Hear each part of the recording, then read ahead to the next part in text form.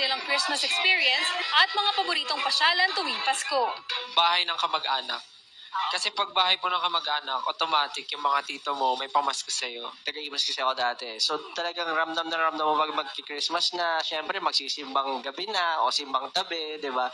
Pero ano po kami, meron kami laging meron doon yung mga bilihan ng mga puto bumbong ba yun, ganon.